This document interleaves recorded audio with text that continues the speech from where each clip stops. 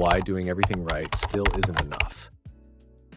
Money feels useless now. Working harder doesn't seem to move the needle. And somehow, people who do everything right still fall behind. That feeling isn't imagined. It isn't laziness. And it isn't personal failure. The system quietly stopped rewarding what most people were taught to do and instead began rewarding something else, something far less visible. In the early 1990s, the formula was simple and dependable. You finished school, found a job, saved part of every paycheck, avoided unnecessary debt, and slowly moved forward. Life didn't explode upward, but it stabilized. Progress was predictable. That wasn't optimism. It was math. Money held its value. Housing prices moved slowly. Stocks rose in line with productivity. Time and effort translated into security. Somewhere along the way, that relationship broke, and no one announced it.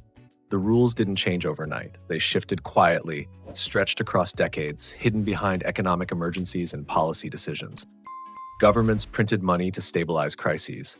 Central banks lowered interest rates to encourage growth. Borrowing became cheap. Liquidity flooded the system. At first, it felt helpful. Markets recovered, economies stayed afloat. But assets began to behave differently. Stocks stopped reflecting productivity alone. Real estate stopped reflecting wages. Prices started responding not to value, but to how much money was circulating. The more liquidity entered the system, the faster asset prices climbed. Wages didn't follow. They lagged, slowly, relentlessly. That was the moment the economy split. Not into rich and poor, but into owners and earners. Saving money didn't become useless because people became irresponsible. It became useless because it stopped compounding fast enough. Inflation doesn't just make things more expensive. It quietly raises the starting line. While people save month by month, assets reprice year by year. You're not racing other people, you're racing the economy itself. A house that once cost 3 years of income now costs 8. Investments that once grew with profits now surge with capital flows. Savings grow slowly in a system that now moves quickly. So every year you save, it feels like progress, but the distance never closes. The finish line moves faster than you can walk. Here's the uncomfortable truth. The system does not reward effort, it rewards exposure. Exposure to assets, exposure to leverage, exposure to upside. Hard work still produces income, but income alone no longer buys time. Time is now purchased through ownership. Ownership of businesses, ownership of appreciating assets, ownership of things that move faster than inflation. Two people can work equally hard, make similar choices, and end up in completely different financial realities, not because one is smarter, not because one is luckier, but because the system amplifies what they already touch. Effort helps you survive. Ownership helps you escape. This is the part most people resist. Hard work still matters, but it is no longer the deciding factor. It no longer determines outcomes the way it once did. That's why people working longer hours feel stuck, while others seem to pull away effortlessly. It isn't discipline, it isn't motivation, it's mechanics. And this is why most people never catch up. Catching up requires compounding. Compounding requires time, capital, and tolerance for risk. Most people only have one. Some have time, but no capital. Others have capital, but no tolerance.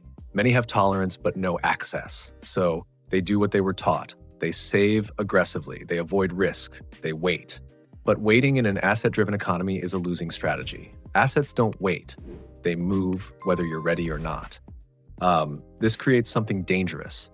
People internalize systemic outcomes as personal failure. They assume they're bad with money, that they missed something obvious, that everyone else figured it out except them. So they work harder, they sacrifice time, they delay life, and still feel behind. The system stays invisible because the blame stays personal. But the most important part of this story isn't economic, it's psychological. The system doesn't just reward winners, it selects them early.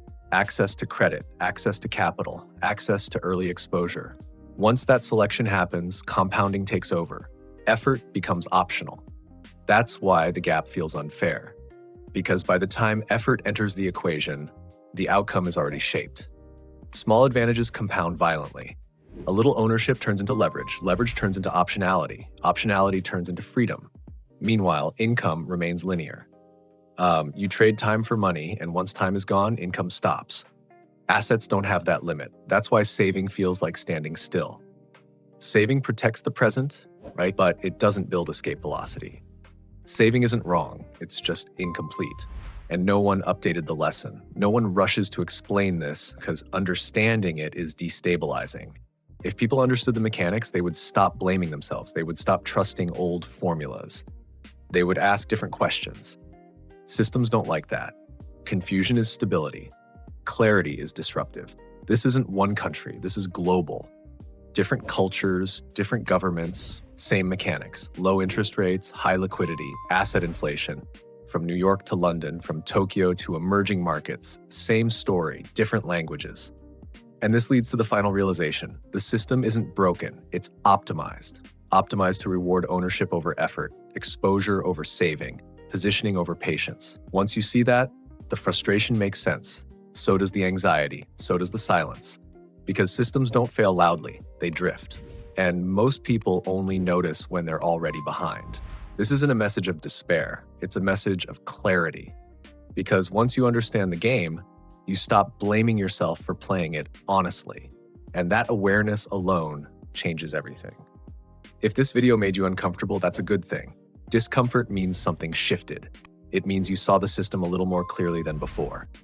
Money isn't just numbers, it's incentives, psychology, and quiet rules most people never see until it's too late. And on this channel, we don't chase hype or quick wins. We break down the systems shaping your financial future slowly, honestly, and without noise. If you want to understand how money really moves, why economies behave the way they do, and how power quietly compounds over time, subscribe to Money Hub, because clarity isn't loud, but it changes everything.